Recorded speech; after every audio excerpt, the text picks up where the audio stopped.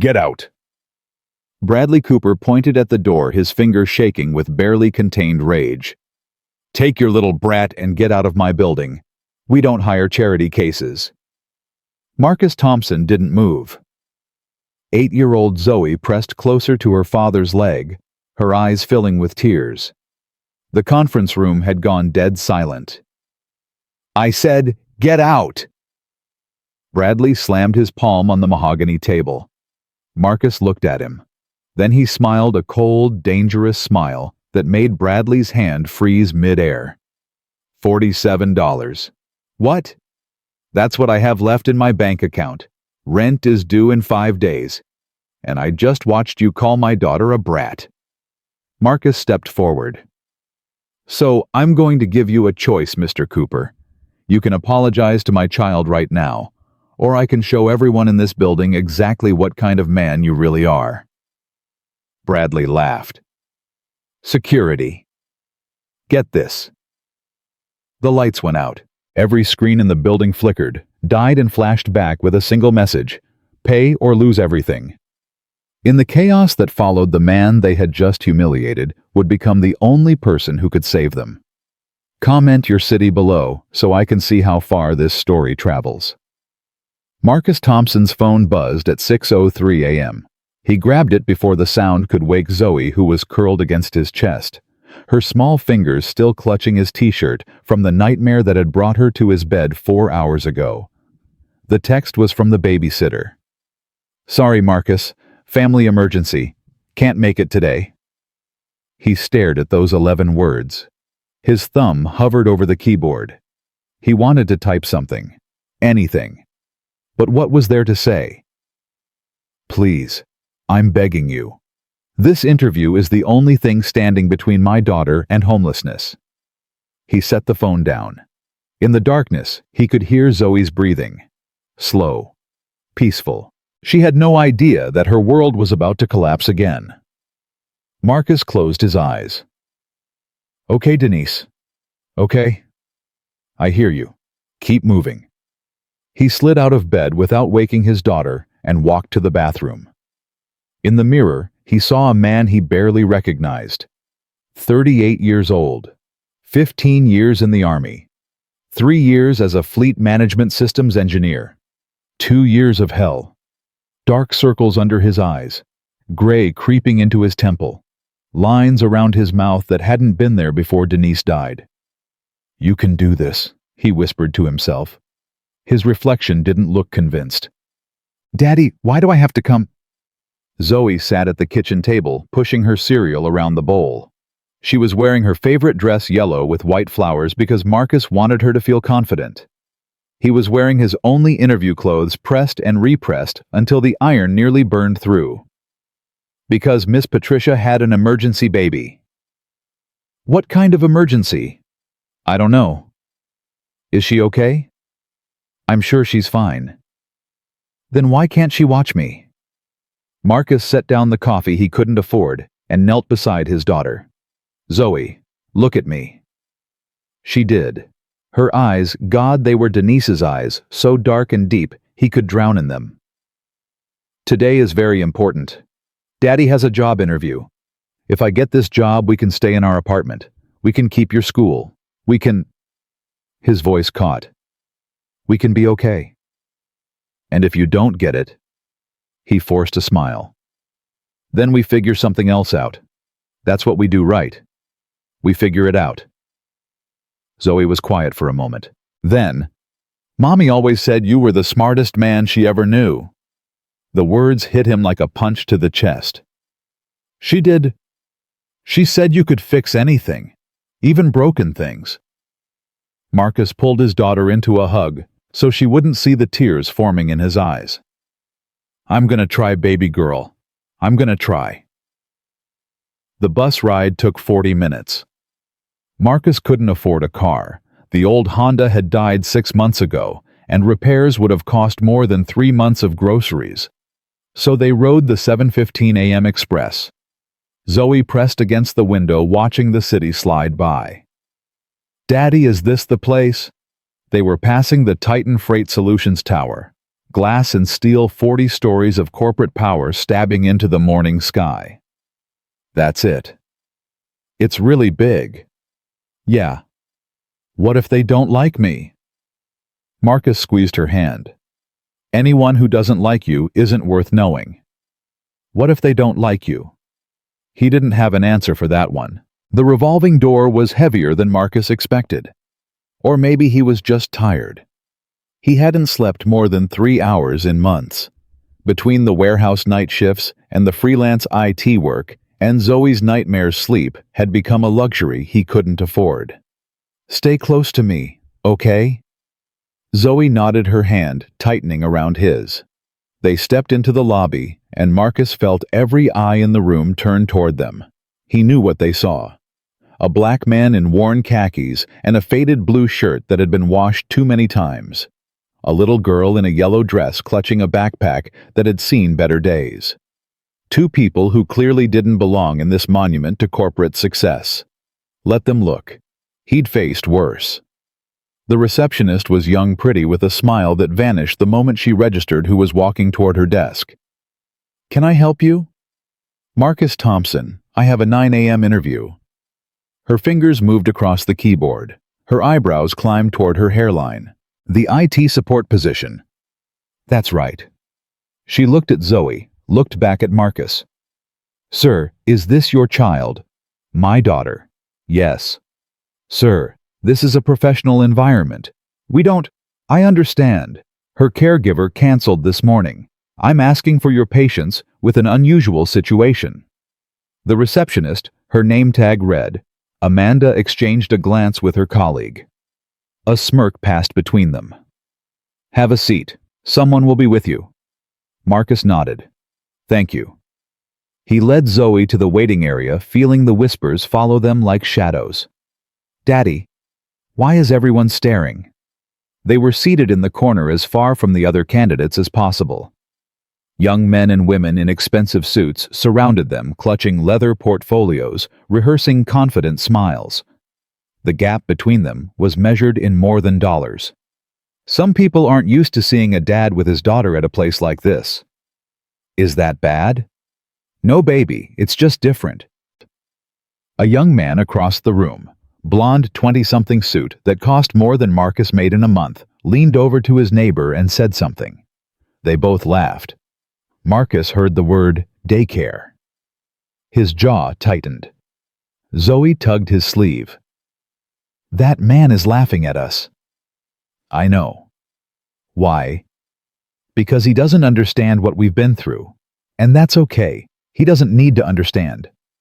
Marcus pulled out Zoe's coloring book and crayons. Here, I want you to make me a picture. The best one you've ever made. What should I draw? Whatever makes you happy. Zoe thought for a moment. Then she opened her book and started to draw. Marcus watched her, and something in his chest ached. 2 years, Denise. 2 years of holding it together. Please let today be the day things finally change. Mr. Thompson. He looked up. A man stood over him, late 20s, expensive suit, expression of barely concealed contempt. His name tag read, Derek, Human Resources. That's me. You're here for the IT support position. I am. Derek's eyes traveled slowly from Marcus's worn shoes to his faded collar, then landed on Zoe with something like disgust. And you brought a child. My daughter, yes. Mr. Thompson, I have to be honest with you. Derek's voice carried across the waiting area. Heads turned. The blond man smirked again. This is highly irregular. Titan Freight Solutions maintains certain standards. We don't typically accommodate domestic situations. Marcus stood. He did it slowly, deliberately, unfolding his 6'2" frame until he was looking down at Derek, who suddenly seemed much smaller. My babysitter canceled at 6 a.m. I have $47 in my bank account. Rent is due in 5 days. I couldn't reschedule this interview because your HR department made it very clear this was my only chance. He kept his voice calm, almost gentle. So I had a choice. Stay home and let my daughter go hungry. Or bring her here and show you that nothing will stop me from providing for my child. Derek blinked. I chose option 2. Now, are you going to take me to my interview, or do I need to speak with someone else? The waiting room had gone completely silent. Derek swallowed. The conference room is on the 12th floor. Follow me. The elevator was a glass box that offered a view of the city rising around them. Zoe pressed her face to the window. Wow, Daddy. Look how high we are. Pretty cool, huh? Are we going to the top? 12th floor. Not quite the top. Derek stood in the corner, studiously avoiding eye contact. The elevator chimed. The doors opened. This way. They walked down a corridor lined with glass-walled offices. Inside each one, people in expensive clothes typed on expensive computers, building expensive futures. None of them looked up as Marcus passed. Derek stopped at a conference room door. Wait here. He disappeared inside. Through the glass, Marcus could see 3 people seated at a long table, 2 men and 1 woman. The man in the center was silver-haired, probably mid-50s, with the kind of face that had never heard the word no. Zoe squeezed Marcus's hand. Daddy, they look scary. You know what your mom used to say. What? Scary people are just people who forgot how to smile. Maybe they need someone to remind them. Zoe considered this. Maybe I can draw them a picture too. Marcus knelt down and hugged her. You're the best thing that ever happened to me. You know that. I know, Daddy. You tell me every day. And I'll keep telling you. Forever. Derek reappeared. They're ready for you. The child will have to wait outside. She stays with me. Mr. Thompson. Non-negotiable. Derek looked like he wanted to argue. Then he looked at Marcus's face and apparently decided against it. Fine. But if she disrupts the interview, she won't. Marcus took Zoe's hand and walked into the conference room. The man in the center didn't stand. Mr. Thompson, I'm Bradley Cooper, Director of Operations. This is Patricia Hensley, Head of HR, and Kevin Walsh, IT Department Lead. Have a seat. Marcus guided Zoe to a corner chair, first setting up her coloring book and crayons on the small side table. You be good, okay? I'll make you the best picture ever. I know you will. He kissed her forehead and took his seat across from the panel. Bradley was already looking at his watch. Let's not waste time. I've reviewed your file. 2-year employment gap. Single father. Currently working? He glanced at his papers with theatrical disdain, a warehouse night shift and freelance IT gigs. That's correct. In this industry, Mr. Thompson, 2 years is a lifetime. Technology evolves every 6 months. You've been out of the game for 4 evolution cycles. Why should we believe you can catch up? Because I never stopped learning. Bradley raised an eyebrow. Really? Between the warehouse shifts and the babysitting, Patricia made a note on her tablet. Kevin shifted uncomfortably. Marcus felt his jaw tighten, but he kept his voice steady. I've spent the last 2 years maintaining and repairing fleet management systems for small businesses across the city. I've stayed current on every major development in logistics technology. I've completed 3 online certifications while working 2 jobs and raising my daughter alone. Impressive. Bradley didn't sound impressed. But certifications aren't experience. Anyone can watch videos and pass a test. We need people who've been in the trenches. People without complications. His eyes flickered toward Zoe. Marcus understood. You're asking if my daughter is a liability. I'm asking if you can commit to a position that requires full availability. Late nights, emergency calls, weekend deployments. Can you honestly tell me that being a single father won't interfere with your performance? For a long moment, Marcus was silent. Then he leaned forward. Mr. Cooper, let me tell you about my last 2 years. Bradley made an impatient gesture. We don't have time for... My wife died. The room went still. Her name was Denise. She was driving home from work. A drunk driver ran a red light. She was in the ICU for 4 days before her heart stopped. Patricia's fingers froze over her tablet. For 6 months after I couldn't function. My daughter woke up screaming every night asking when mommy was coming home. I had to explain death to a 6-year-old while fighting to keep myself from falling apart. Kevin looked down at the table. I lost my job because I took bereavement leave. My supervisor, a man named Patterson, took credit for my work while I was holding my wife's hand in the hospital. By the time I came back, my projects were reassigned, my access was revoked, and HR had a termination letter waiting for me. Bradley's expression flickered, something that might have been discomfort quickly suppressed. So I started over. Night shifts at the warehouse because they let me work while Zoe slept. Freelance IT because I could do it from home when she had nightmares. I learned to braid her hair by watching YouTube at 2 a.m. I learned to cook her mother's recipes by calling my mother-in-law and crying on the phone while she talked me through them. He paused. You want to know if I can handle pressure? I've held my daughter while she sobbed for her dead mother.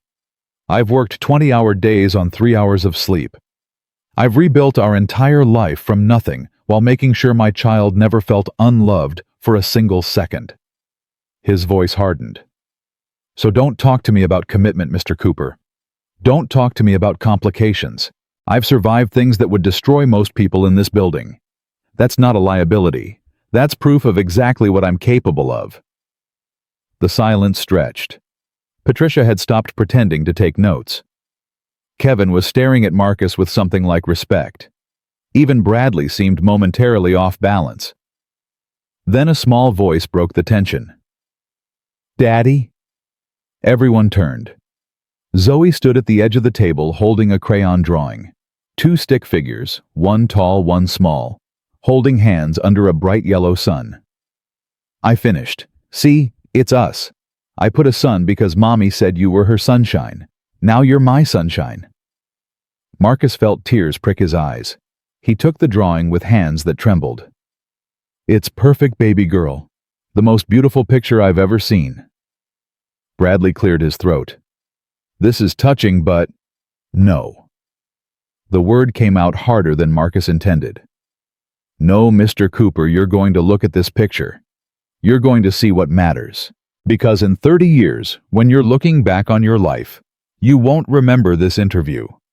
You won't remember the quarterly reports, or the board meetings, or the promotions. He held up Zoe's drawing. You'll remember whether anyone loved you, whether you meant something to someone, whether your life made anyone else's better. He looked at his daughter. I have that. Whatever else I've lost, I have that. Can you say the same? Bradley's face flushed red. That's enough. Get out. Excuse me. You heard me. Bradley stood his chair, scraping back against the floor. Take your little brat and get out of my building. We don't hire charity cases. Marcus went very still. Zoe's hand found his. Daddy, did he call me a bad name? Yes, baby, he did. Marcus stood, slowly, deliberately. You have 3 seconds to apologize to my daughter. Bradley laughed. Or, what, you'll assault me? Perfect. Security. We have a violent... The lights flickered. Once, twice. Then every screen in the conference room went dark. Through the glass walls, Marcus watched the chaos spread. Monitors dying. People rising from their desks in confusion. Emergency lights kicking on, painting everything in harsh red. Bradley's phone buzzed. He looked at the screen. The color drained from his face. Oh my God! What is it? Patricia grabbed his arm. Bradley, what's happening? He showed them the message on his screen. Your fleet is ours. Your data is ours. Pay $10 million in 24 hours or lose everything. Kevin rushed to the window. The tracking system is down. All of it. Every truck, every shipment, were completely blind. Patricia was already on her phone. It isn't responding. The whole network is ransomware. Bradley's voice was barely a whisper. "We're under attack." Alarms began to wail throughout the building, and in the middle of the chaos, Marcus Thompson looked at the message on the screen, at the cascading code visible on the conference room display, at the pattern hidden in the digital destruction. His heart stopped. He knew this code. He'd seen it before. 3 years ago at Meridian Tech. The attack that destroyed his company. The attack that destroyed his career. The attack that no one had been able to stop except him. He pulled Zoe close, his mind racing. "Daddy," her voice was scared. "What's wrong with the lights?" "I don't know yet, baby, but I'm going to find out." Bradley was screaming into his phone. Patricia was running for the door. Kevin stood frozen, watching their company crumble in real time. None of them noticed Marcus Thompson walking toward the main display. None of them saw the look in his eyes. The look of a man who had finally found the enemy he'd been hunting for 3 years. Marcus stared at the screen. The code was scrolling too fast for most people to read. But Marcus wasn't most people. He'd spent 3 years carrying this pattern in his head, turning it over and over like a stone in his pocket, waiting for the day he'd see it again. "Daddy, I'm scared." Zoe's voice pulled him back. He knelt down, taking her face in his hands. "Listen to me. I need you to be brave right now. Can you do that?" "Like Mommy said." "Just like Mommy said. I'm going to help these people, okay? You're going to sit right here where I can see you. Don't move. Don't talk to anyone. Just wait for Daddy." "Are we in trouble?" "No, baby. But they are. And I think I can help them." He kissed her forehead and stood up. Bradley was still screaming into his phone. "What do you mean the backup servers are compromised?" "That's impossible. We have 3 layers of, yes, I know what ransomware is. Just fix it." Patricia had her tablet out, frantically scrolling through what looked like emergency protocols. Kevin stood frozen at the window, watching employees flood toward the exits. Marcus walked toward the main display. "I know what this is." No one heard him. The chaos was too loud. "I know what this is." Bradley spun around. "What? Who?" Recognition flickered across his face. "You're still here? I told you to get out. And I'm telling you I can stop this." Bradley laughed, a harsh, ugly sound. "You, a warehouse worker with a 2-year gap on his resume. You're going to stop a cyber attack that's bringing down our entire network. Yes. Security." Bradley was already reaching for his phone again. "We have an unauthorized—" "How long do you have?" The question stopped Bradley mid-dial. "What?" "The ransom message. It said 24 hours. But that's a lie. This malware doesn't wait. It's already encrypting your data. Every second you waste arguing with me is a second closer to losing everything." Patricia stepped forward. "How do you know that?" "Because I've seen this code before, 3 years ago at Meridian Tech. It took down their entire network in under 2 hours. By the time anyone figured out what was happening, the company was dead." Kevin's head snapped around. Meridian Tech. That was the biggest logistics breach in history. Yes, I was there. I was the one who figured out how to stop it. Marcus's voice was steady. "But they fired me before I could implement the solution. 6 months later, the attack happened anyway. 3,000 people lost their jobs. The company went bankrupt." Bradley's face was red. "And we're supposed to believe that you can believe whatever you want. But right now, your fleet tracking system is offline. That means 200 trucks carrying $50 million in cargo are driving blind. Your clients can't track their shipments. Your insurance doesn't cover cyber attacks. And in about 90 minutes, the encryption will reach your financial systems." Marcus stepped closer. "After that, every bank account, every transaction record, every piece of financial data you have will be locked behind a wall you cannot break. And even if you pay the ransom, which you won't, because the FBI will tell you not to, There's no guarantee they'll give you the decryption key. The color had drained from Bradley's face. So here's your choice, Mr. Cooper. You can have me escorted out, and you can watch your company die. Or you can let me sit at that terminal and do what your entire IT department can't. For a long moment, no one spoke. Then Patricia said, "Bradley, maybe we should—" "Absolutely not." Bradley's voice was shaking, but he forced authority into it. "This man is a stranger. For all we know, he's connected to the attack. He shows up on the same day as a major breach claiming he knows how to stop it. That's not coincidence. That's conspiracy. You think I'm behind this?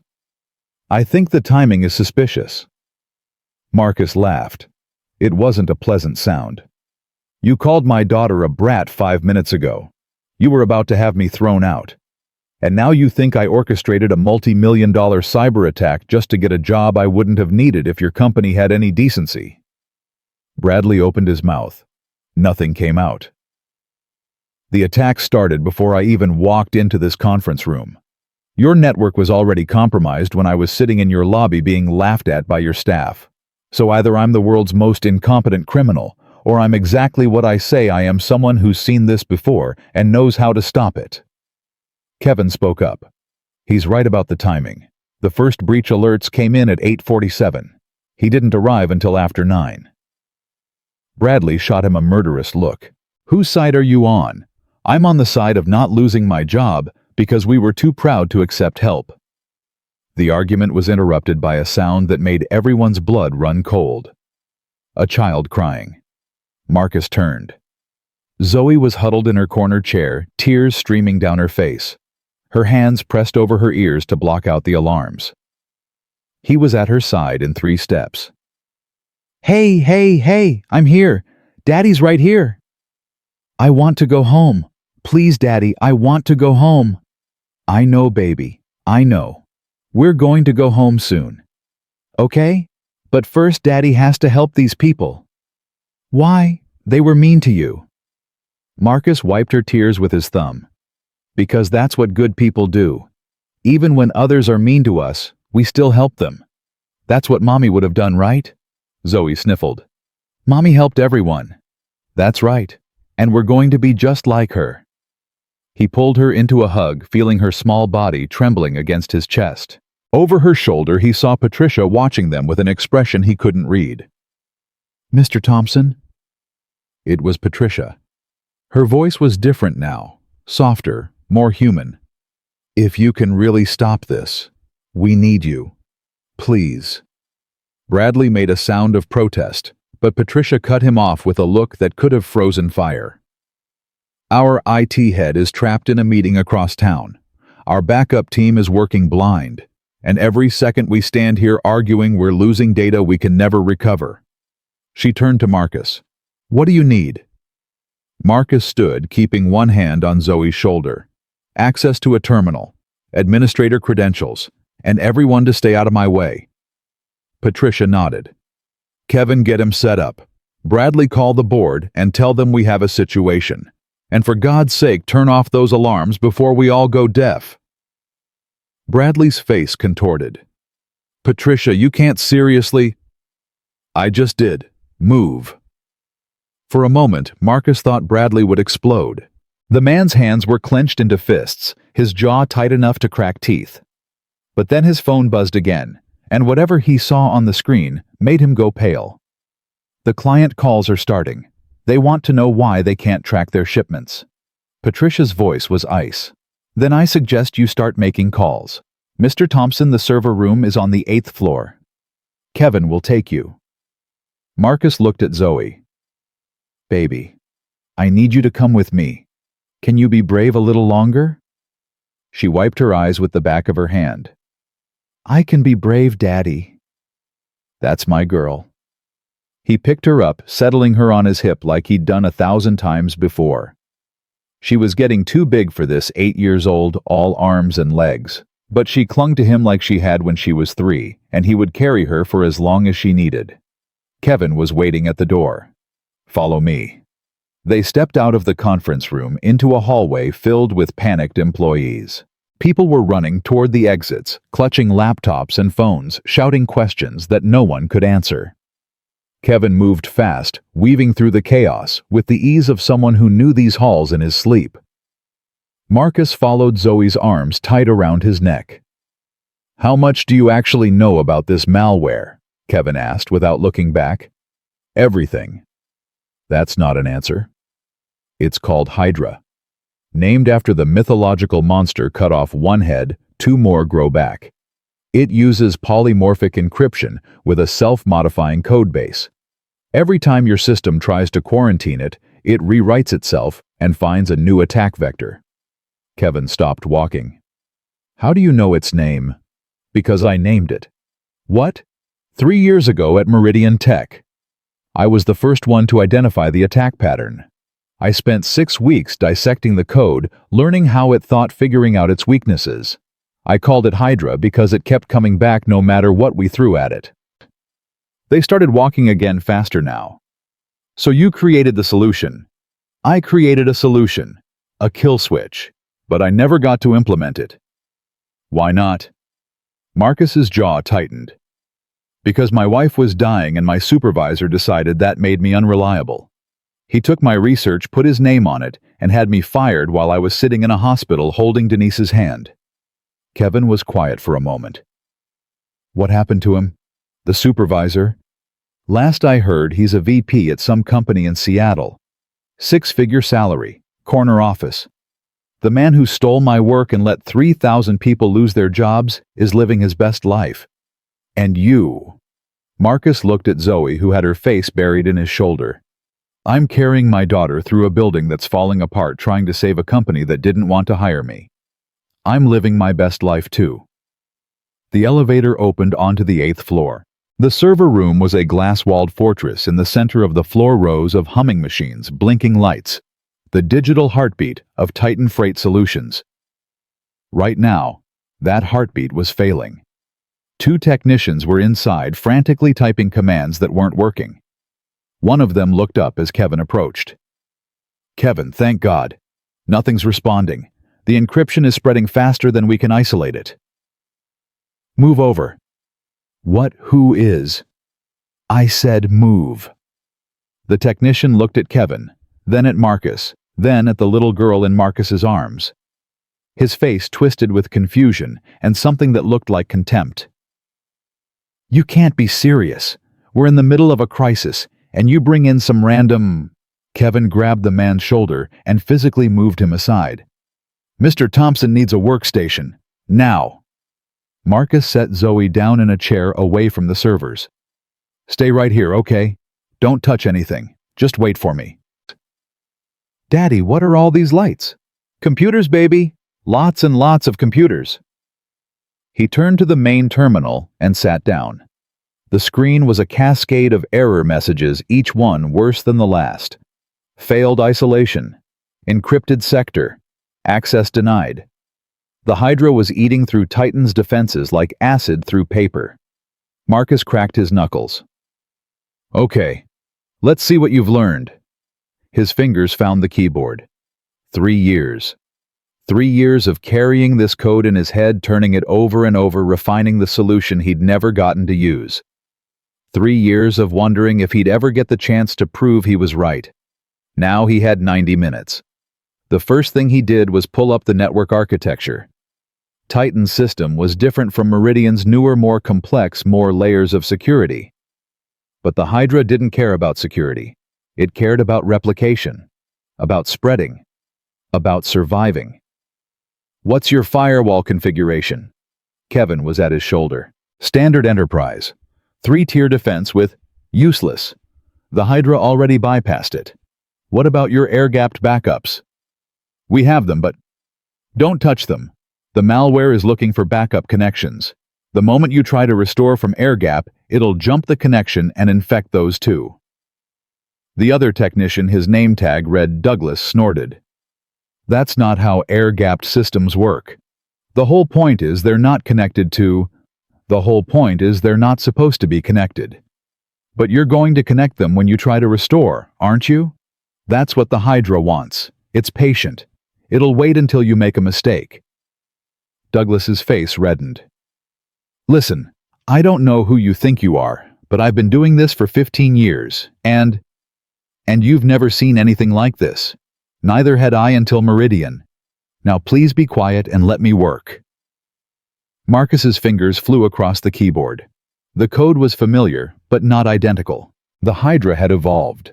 New attack vectors, smarter adaptation algorithms. Whoever was behind this had spent years refining the weapon. There. He pointed at a string of code. See that it's a timing trigger. The malware is coordinating its encryption across multiple servers simultaneously. That's why your isolation protocols aren't working every time you lock down one sector. It's already spreading to 3 others. Kevin leaned closer. Can you stop it? Maybe. The Hydra has a weakness. It has to have one. Every self-modifying code needs a stable core, something that doesn't change, something that keeps the whole thing from collapsing into chaos. And if you find it, then I can kill it. How long? Marcus looked at the clock on the wall. 9:47 a.m. I don't know, but we don't have much time. The next 40 minutes were the most intense of Marcus's life. He worked in a state of focused fury, typing commands, analyzing responses, peeling back layer after layer of the Hydra's defenses. Zoe sat in her corner drawing in her coloring book, occasionally looking up to watch her father with wide eyes. Kevin brought him coffee. He didn't drink it. Douglas stood in the corner, arms crossed, radiating resentment. He didn't help. At 10:15, Marcus hit a wall. Damn it! Kevin looked up. What's wrong? The core. It's not where I expected it to be. The architecture is different from Meridian. They've hidden the stable element somewhere new. Can you find it? I don't know. I need more time. We don't have more time. Marcus slammed his palm on the desk. Zoe jumped. I know we don't have more time. The room went silent. Marcus closed his eyes, breathed. When he opened them again, his daughter was staring at him with fear in her eyes. God, what was he doing? He stood up and walked to her, kneeling down to her level. I'm sorry, baby. I didn't mean to scare you. Daddy, your hands are shaking. He looked down. She was right. His hands were trembling the way they used to tremble in the weeks after Denise died, when the grief and the exhaustion and the fear had combined into something that felt like dying. I'm just tired, sweetheart. It's been a long day. Mommy used to say that when you're stuck, you should look at the problem from a different angle. Marcus stared at her. What did you say? Mommy said problems look different depending on where you stand. She said sometimes you have to move to see the answer. Denise. Of course. Denise had been a math teacher before Zoe was born. She used to say that to her students all the time. Look at the problem from a different angle. Marcus stood slowly, his mind racing. He'd been looking at the Hydra the way he'd looked at it 3 years ago, as an attack, a weapon, something designed to destroy. But what if he was wrong? What if the goal wasn't destruction? He walked back to the terminal. Kevin, pull up the ransom message again. Why? Just do it. The message appeared on screen. Pay $10 million in 24 hours or lose everything. Marcus stared at it. This is wrong. What do you mean? $10 million. For a company this size, that's pocket change. Titan's annual revenue is what $3 billion for a real attacker would demand 10 times this amount. Kevin frowned. Maybe they're being conservative. Or maybe the ransom isn't the point. Marcus's fingers flew across the keyboard, pulling up the encryption patterns, analyzing the data flow. Look at this. The malware isn't just encrypting your data, it's copying it. Everything. Client information, shipping routes, financial records. It's being siphoned to an external server. Industrial espionage. Has to be. Someone doesn't want to ransom your data. They want to steal it. The ransom is just a distraction, something to keep you focused on paying while they download everything you have. Douglas finally spoke up. That's ridiculous. Our data is worthless to competitors. Shipping routes, client lists? Who cares? Marcus turned to face him. Your clients include pharmaceutical companies, right? So, pharmaceutical companies shipping controlled substances, medications that are worth more than gold on the black market. If someone had access to your shipping schedules, your routes, your driver information, Kevin's face went pale. They could intercept the shipments. Not just intercept, replace. Swap legitimate medication with counterfeit. Divert entire containers to black market buyers. And because they have your data, they'd know exactly when and where every shipment would be. The room was silent. This isn't just a cyber attack, Marcus said. It's the setup for a massive criminal operation, and right now they're getting everything they need. Kevin grabbed his phone. I need to call the board, and the FBI, and... Later. Right now I need to stop the data transfer. Marcus turned back to the terminal. The revelation had changed everything. He wasn't looking for a way to stop the encryption anymore. He was looking for the pipeline, the channel through which Titan's secrets were being drained, and now he knew where to look. There. He pointed at a string of code buried deep in the network traffic. That's the exfiltration route. It's hiding in your regular outbound data stream, disguising itself as normal traffic. Can you block it? Better, I can trace it. His fingers moved faster than thought. Years of training, years of experience, years of frustration, all of it focused into this single moment. Got it. The data is being sent to a server in Eastern Europe. But there's a relay point here in the States, and the relay has a security flaw. What kind of flaw? Marcus smiled. It wasn't a pleasant smile. The kind that lets me send something back. What are you going to send? A message. He typed a series of commands, rapid-fire, building something that looked like poetry and violence combined. The Hydra uses their own infrastructure to spread. It's designed to find vulnerabilities and exploit them. But that means if I can get a modified version into their relay server, it'll spread through their network the same way it spread through yours. Douglas stepped forward. You're going to attack them. I'm going to give them a taste of their own medicine, and while they're dealing with that, I'm going to shut down the exfiltration and close the door behind them. That's illegal. You're talking about launching a cyber attack on... I'm talking about saving your company. And maybe preventing a criminal operation that could put counterfeit drugs into hospitals across the country. Marcus turned to face him. You want to call the FBI first? Be my guest. By the time they get a warrant, your data will be gone, and people will die. Douglas opened his mouth, closed it, opened it again. Kevin made the decision for him. Do it. Marcus turned back to the terminal. The next 3 minutes were the longest of his life. He deployed the countermeasure, a modified version of the Hydra's own code turned against its creators. He watched it travel through the relay, saw it hit the external server, saw the data stream begin to stutter. It's working. Kevin was at his shoulder watching the screens. The encryption has stopped spreading. Because they're fighting their own battle now, they can't attack and defend at the same time. Can you reverse the encryption? Get our data back. Working on it. Marcus pulled up the decryption protocols he'd designed 3 years ago. They'd been theoretical then, a solution he'd never gotten to test. Now, he would find out if they actually worked. The Hydra's core is in the timing sequence. Every 30 seconds, the entire malware syncs with itself to prevent fragmentation. During that sync, there's a microsecond window where the encryption key is exposed. A microsecond. It's enough. If I time this right. He watched the clock on his screen, watched the patterns in the code, waited for the moment. Now. He hit enter. For a heartbeat, nothing happened. Then the screens began to change. Error messages disappeared. Systems came back online. The cascade of red warning lights began to shift to green. Oh my God. Kevin's voice was barely a whisper. It's working. It's actually working. Marcus leaned back in his chair. His hands were still shaking. His heart was pounding so hard he could feel it in his throat. But the Hydra was dying. Daddy! He turned. Zoe was standing beside him, her coloring book in one hand, a drawing in the other. I made another picture. See? It's you fighting a monster.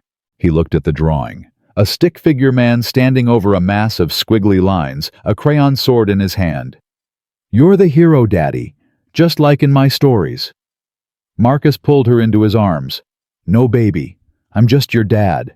That's all I ever wanted to be. Behind him, Kevin was on the phone, his voice rising with excitement. Yes, the systems are coming back.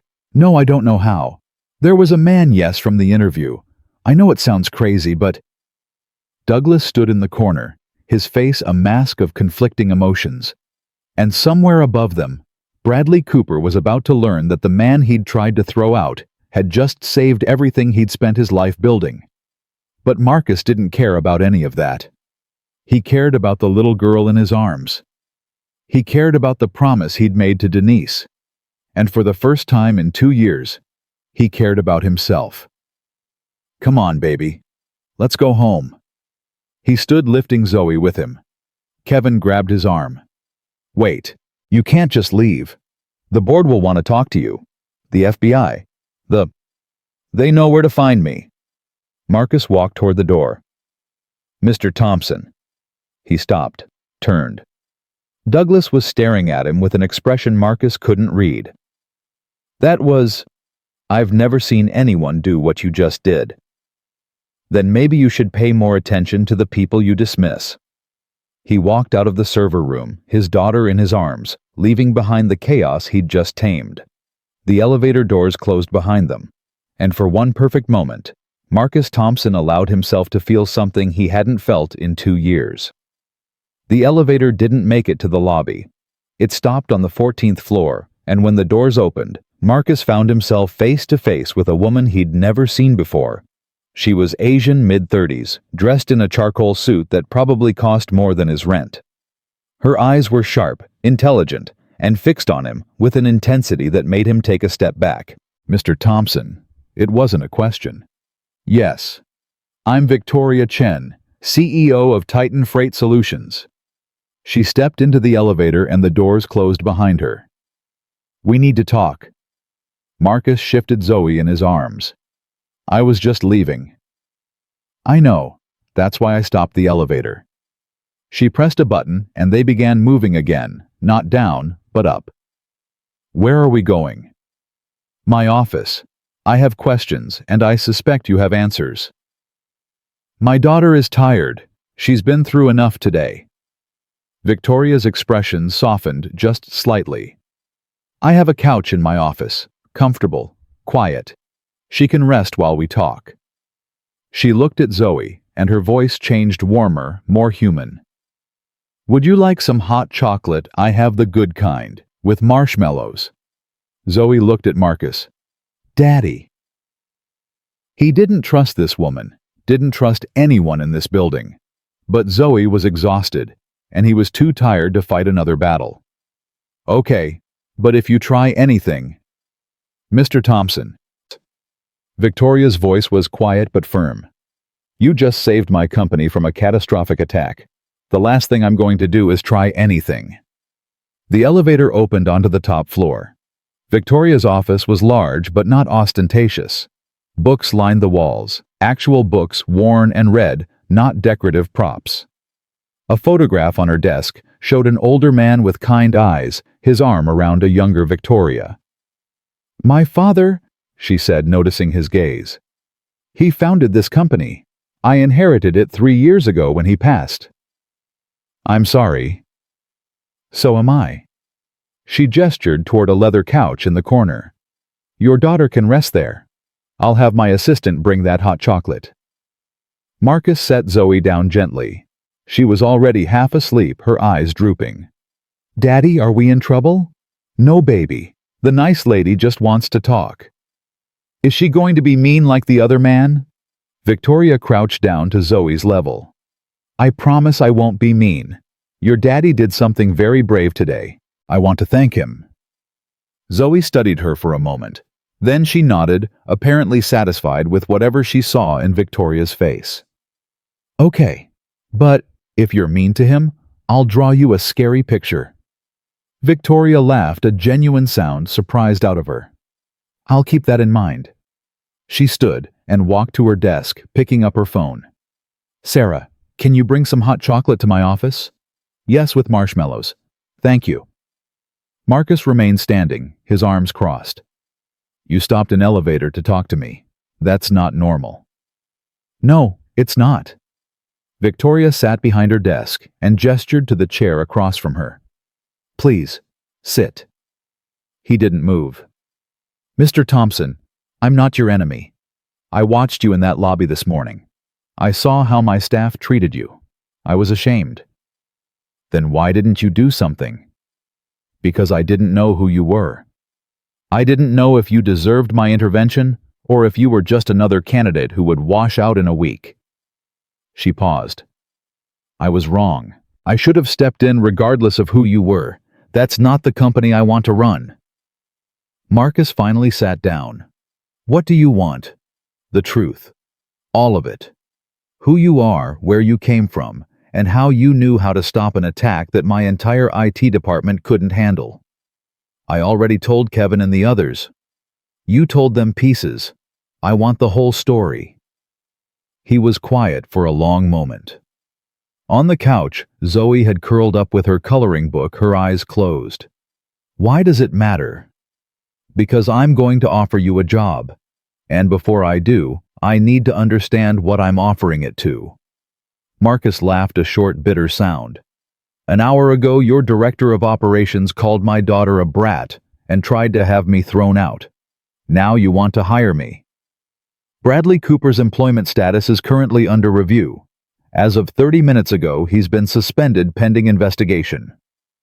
That stopped Marcus cold. "You suspended him?"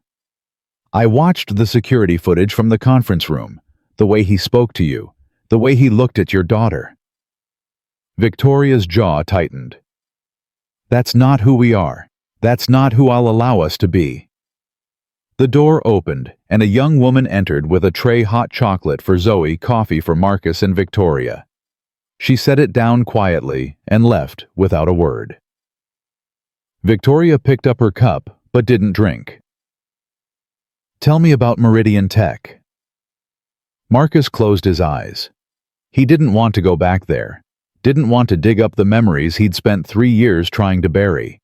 But something about Victoria's gaze, steady, patient, genuinely curious, made him want to try. "I started there 8 years ago, right out of the Army." "You served?" 15 years, logistics specialist. I managed supply chains in 3 different war zones, coordinated movement of equipment, supplies, personnel. When you're supporting troops in hostile territory, you learn to think 10 steps ahead. One mistake, and people die. That's where you learned about systems networks. That's where I learned about everything. The military runs on logistics, and these days logistics runs on technology. I got good at both. He picked up his coffee. It was hot, strong, exactly what he needed. When I got out, Meridian hired me as a fleet management specialist. It was supposed to be a stepping stone, work my way up, build a career, give my family the stability I'd never had growing up. He paused. And it was working. For 5 years it was working. What happened? Denise got sick. The words hung in the air. Ovarian cancer. Stage 3 by the time they caught it. The doctors said she had a chance, maybe 60% with aggressive treatment. So we fought. Chemo, radiation, surgery. I took family leave to be with her. The company had a policy. 60 days. It was in the employee handbook signed by the CEO himself. I thought it meant something. Victoria's expression didn't change, but something shifted in her eyes. While I was gone, my supervisor, a man named Patterson, decided I was a liability. He took my projects, put his name on my research, and started building a case for my termination. And no one stopped him. Why would they? I was just a mid-level engineer with a dying wife. Patterson was connected. Golf buddies with the VP, married to someone in HR. By the time I came back, the decision was already made. Marcus set down his coffee. Denise died on a Tuesday. I buried her on Friday. The following Monday, I walked into work to find security waiting at my desk. They escorted me out like a criminal. Didn't even let me get my personal belongings. What about your research? The work you'd done on the malware. Gone. All of it credited to Patterson. He got a promotion and a raise. I got a severance check that didn't cover 2 months of rent. Victoria was quiet for a long moment. And the attack at Meridian. 6 months later, I saw it on the news, watched my former company crumble in real time. 3,000 people lost their jobs, families destroyed, lives ruined. He met her eyes. And I knew that if they'd let me finish my work, if they'd treated me like a human being instead of a liability, none of it would have happened. But you didn't say anything, didn't try to help. Who would have listened? I was a disgraced former employee with a 2-year-old daughter and no credibility. Patterson made sure of that. He told everyone I was unstable, that my wife's death had broken me. By the time the attack happened, I was working night shifts at a warehouse just to keep the lights on. Victoria stood and walked to the window. I inherited this company 3 years ago. My father had a heart attack, massive, sudden, no warning. One day he was planning his retirement, the next day I was standing over his grave. Marcus looked at her. I know what it's like to lose someone and have to keep going. To bury your grief because the world doesn't stop turning just because your heart is broken. She turned to face him. I also know what it's like to inherit something you're not sure you deserve. My father built Titan from nothing. He started with 2 trucks and a dream. When he died, I was terrified I would destroy everything he'd created. You haven't. Not yet. But today came close. She walked back to her desk and sat down. You saved us, Mr. Thompson. Not just from the attack, from ourselves, from the kind of company we were becoming without even realizing it. I just did what needed to be done. No. You did what no one else could. And you did it after being humiliated, disrespected, and told you didn't belong. She leaned forward. That takes more than skill. That takes character. Marcus didn't know what to say. I want to offer you a position, not IT support that was always beneath you. I want you to build something new, a cybersecurity division from the ground up. You'd have full authority to hire your own team, set your own protocols, design your own systems. And Bradley's future at this company is no longer certain, but even if he stays, he won't have any authority over you. You'd report directly to me. Marcus looked at Zoe still sleeping on the couch. There would be conditions. Name them. I pick up my daughter from school every day. I'm home for dinner every night. I don't work weekends unless there's a genuine emergency, and I define what counts as genuine. Victoria nodded. Done. And I want it in writing, in my contract. Not just a verbal promise that disappears the first time someone decides I'm inconvenient. You'll have it in writing. Anything else? Marcus was quiet for a long moment. Why are you doing this? You could hire anyone. People with better resumes, better connections, people who don't come with a 2-year gap and a 7-year-old daughter. Victoria smiled, a real smile, warm and slightly sad. Because I've spent 3 years trying to make this company better. Diversity initiatives, revised policies, speeches about respect and inclusion. And today, I watched a man get mocked in my lobby, humiliated in my conference room, and nearly thrown out of my building. All my speeches meant nothing. She stood. You're not just a hire, Mr. Thompson. You're a statement. A declaration of what this company actually values, not just what we say we value. Before Marcus could respond, the door burst open. Bradley Cooper stood in the doorway, his face purple with rage. Victoria, what the hell is this? I just got an email saying I'm suspended. You can't do this. Victoria's expression went cold. I can, and I have. Because of him. Bradley pointed at Marcus, this nobody who walked in off the street. Because of what I saw on the security footage. Because of how you spoke to a candidate and his child. Because you represent everything I'm trying to change about this company. I've given 12 years to Titan. 12 years. And you're throwing me out for some charity case who... Call him that one more time. Victoria's voice was soft, but something in it made Bradley stop mid-sentence. One more time, Bradley. I dare you. The room was silent. Marcus stood slowly. Zoe was stirring on the couch, disturbed by the shouting. Daddy, what's happening? Nothing, baby. Go back to sleep. Bradley looked at Marcus with pure hatred. You think you've won? You think you can just walk in here and take everything I've built? I didn't take anything. I saved your company while you were hiding in your office afraid to get your hands dirty. I was managing the crisis, making calls, keeping the board informed. You were protecting yourself. There's a difference. Bradley took a step forward, his fists clenched. I should have had security drag you out the moment you walked in. You and your brat. Bradley! Victoria's voice was ice. You're done here. Security is waiting outside to escort you out. Your personal belongings will be shipped to you. You can't do this. I just did. The board has already been informed. You can fight it if you want, but the footage speaks for itself. She paused. Though I imagine it'll be hard to find another job once people see how you treat candidates and their children. Bradley's face went from purple to white. You wouldn't. That footage is company property. It is. And as CEO, I decide what happens to company property. Victoria sat down behind her desk. Leave now, Bradley, while you still have some dignity left. For a long moment, Bradley didn't move. His eyes darted between Victoria and Marcus, calculating, searching for an angle. Then he turned and walked out without another word. The door closed behind him. Marcus let out a breath he hadn't realized he'd been holding. That was... overdue. Victoria's professional mask had slipped slightly. She looked tired. Bradley has been a problem for years.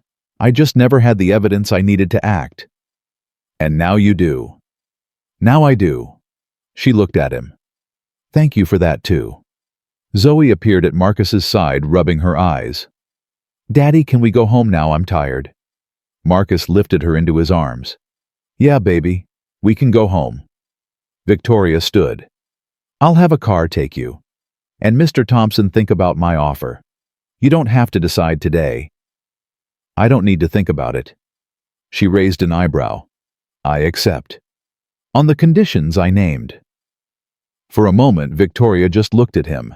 Then she smiled that same warm, slightly sad smile from before. Welcome to Titan Freight Solutions, Mr. Thompson. I have a feeling you're going to change everything. Marcus shifted Zoe in his arms. His daughter was already falling asleep again, her head heavy on his shoulder. I'm not trying to change everything. I'm just trying to do my job. Sometimes that's the same thing. She walked them to the elevator, personally ignoring the stares of employees who had gathered in the hallway. Word had clearly spread the man who saved the company the confrontation with Bradley, the CEO herself, escorting a stranger through the building. At the elevator, Victoria pressed the button and turned to face them. One more thing. Marcus waited. The people who attacked us, the ones behind the malware, we traced the relay point. The FBI is involved now, and they're going to want to talk to you. I expected that. There's more? Victoria's expression darkened. The code you used to stop them, the countermeasure. It worked, but it also left traces. They know someone stopped them. They know someone out there understands how they operate. And that makes you a target. Marcus felt a chill run down his spine. What are you saying? I'm saying that when you start your new position, we're going to upgrade security for you and your daughter. New apartment, secure building, monitored access. I'm not taking any chances. That's not necessary. It's not optional. Victoria's voice was firm. You saved my company, Mr. Thompson. I'm going to make damn sure no one hurts you because of it. The elevator arrived. The doors opened. Marcus stepped inside, still holding Zoe. Miss Chen. She looked at him. Thank you for believing me.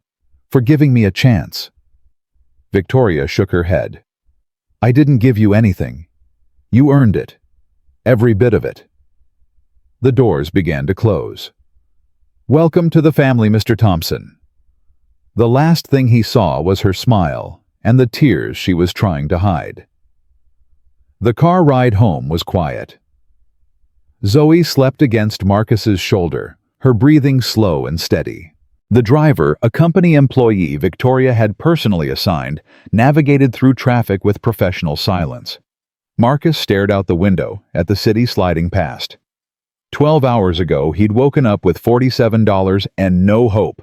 Now he had a job, a future, and something he hadn't felt in years. Possibility. His phone buzzed. A text from an unknown number. "This is Kevin Walsh. Just wanted to say that was the most incredible thing I've ever seen.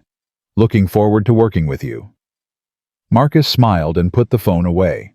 The car pulled up to his apartment building, a tired old structure with peeling paint and a broken front light that the landlord never fixed. In a few weeks, according to Victoria, they'd be moving somewhere safer. But for now, this was home. He carried Zoe up 3 flights of stairs, unlocked the door, and laid her gently on her bed. She stirred slightly as he pulled off her shoes. "Daddy." "I'm here, baby." "Did you save the day?" He smiled. "Something like that." "I knew you would." Her eyes were already closing. "Mommy said you could fix anything." "Go to sleep, sweetheart. Love you, Daddy." "Love you too, baby girl. More than anything in the world." He watched her fall asleep, his daughter's face peaceful in the dim light. Then he walked to the kitchen, sat down at the table, and finally let himself cry. 2 years of grief. 2 years of struggle. 2 years of fighting alone against a world that didn't care. And today, finally something had cracked. Something had shifted. He wasn't fixed. He wasn't healed. He wasn't whole. But for the first time since Denise died, he believed he could be. He wiped his eyes and pulled out his phone. One more text to send.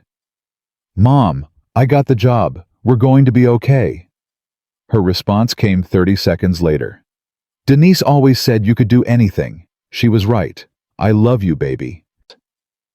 Marcus set the phone down and looked at the photograph on the wall, him and Denise on their wedding day, young and hopeful, with no idea what the future would bring.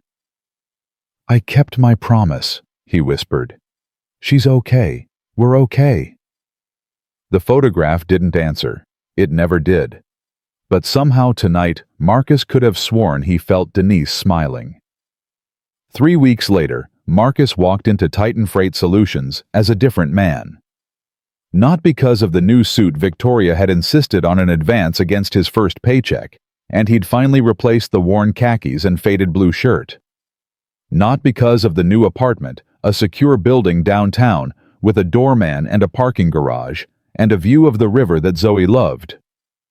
He was different because for the first time in 2 years, he wasn't surviving. He was living. "Mr. Thompson."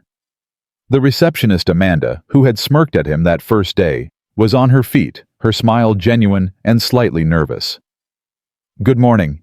Can I get you anything?" "Coffee, water." "I'm fine, Amanda. Thank you."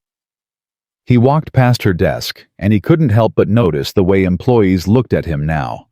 Not with contempt or dismissal, but with something that looked almost like respect. Word had spread through the company like wildfire. The man who saved Titan. The single father who had been mocked in the lobby and then turned around and stopped a cyber attack that had brought the entire network to its knees. Some people resented him for it. He could see it in their eyes, the employees who had been loyal to Bradley, who saw Marcus as an outsider, who had disrupted their carefully constructed hierarchies. But most people looked at him differently. Like he was proof that the system didn't always crush the people it was supposed to crush. The elevator doors opened on the 15th floor, his floor now where his team was being assembled. Victoria had given him an entire wing, complete with offices, conference rooms, and a state-of-the-art security operations center that was still being built. Kevin Walsh was waiting for him outside the elevator. "Morning, boss?" Marcus still wasn't used to that word. Kevin, how's the setup going? Servers are online. Workstations are configured. We've got 3 more candidates coming in today for interviews. Kevin fell into step beside him. Also, Patricia from HR wants to meet with you about hiring protocols, and Victoria asked if you could stop by her office when you have a minute. Victoria. She didn't say why. Marcus nodded. Set up the candidate interviews for this afternoon. I'll see Patricia at lunch, and I'll go see Victoria now. You got it. Kevin hesitated. Hey, Marcus. He stopped. Yeah. I just wanted to say thank you for giving me a chance. A lot of people would have brought in their own team, pushed out everyone who was here before. You didn't. Marcus looked at him. You stood up for me when you didn't have to. In that server room when Douglas was trying to have me removed. That matters. Kevin's face reddened slightly. It was the right thing to do. Most people don't do the right thing, not when it costs them something. Marcus put a hand on his shoulder. That's why you're on my team. He left Kevin standing in the hallway, a small smile on the younger man's face. Victoria's office was exactly as Marcus remembered it. Books on the walls, the photograph of her father on the desk, the crystal bowl that now held Zoe's crayon drawing of 2 stick figures under a yellow sun. She had kept it, framed it even. Marcus, come in. Close the door. He did, noting the tension in her voice. What's wrong? Victoria stood and walked to the window, her back to him. The FBI finished their preliminary investigation. They traced the attack to its source. And it was coordinated, professional, not some random hackers looking for quick ransom money. She turned to face him. They think it was commissioned. Marcus felt something cold settle in his stomach. Commissioned by who? They don't know yet, but they found something else. She walked to her desk and picked up a folder. The malware that attacked us, the Hydra as you call it. They found traces of it in other attacks over the past 3 years. I know. I told you it hit Meridian Tech first. It hit more than Meridian. Victoria opened the folder. 7 companies in total. All logistics. All targeted in the same way, ransomware as a cover for industrial espionage. 4 of them went bankrupt. 2 were acquired at fire sale prices. 1 survived barely. Marcus took the folder. The names swam before his eyes. Companies he'd heard of, companies he'd applied to, companies that had turned him down. Who acquired them? Different buyers each time. Shell corporations mostly. The FBI is still untangling the ownership structures. Victoria paused. But there's a pattern. All the acquisitions were handled by the same law firm, and that law firm has connections to a private equity group based in Seattle. Seattle. The word hit Marcus like a punch to the chest. Patterson. Who?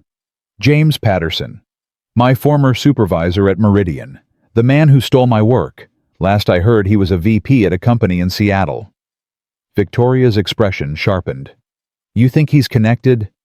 I don't know, but the Hydra was built from my research that Patterson claimed as his own after I was fired. If someone is using that code to attack logistics companies, he trailed off, the implications cascading through his mind. You think Patterson sold your work? I think Patterson sold my work to someone who turned it into a weapon. And I think they've been using that weapon to destroy companies for profit. Victoria was quiet for a long moment. The FBI wants to talk to you. They're sending agents tomorrow. I'll cooperate fully. I know you will. But Marcus... She walked closer, her voice dropping. If Patterson is involved, this goes deeper than a cyber attack. This is organized crime. Securities fraud. Maybe worse. I understand. Do you... Her eyes searched his face. These people destroyed 7 companies. They might have killed people we don't know yet. If they find out you're the one who stopped them, if they trace it back to you, they already know someone stopped them. You told me that 3 weeks ago. But they don't know who. Not yet. The moment you talk to the FBI, The moment this becomes an official investigation with your name attached to it, that changes. Marcus looked at the folder in his hands. 7 companies, thousands of jobs, lives destroyed. I have to do this. I know. Victoria's voice was soft. I just want you to understand what you're getting into. I've been running from this for 3 years. Running from the guilt, from the anger, from everything Patterson took from me. He set the folder down. I'm done running. Victoria nodded slowly. Then I'll make sure you have every resource you need. Legal support, security, whatever it takes. She paused. And Marcus? You're not alone in this. Not anymore.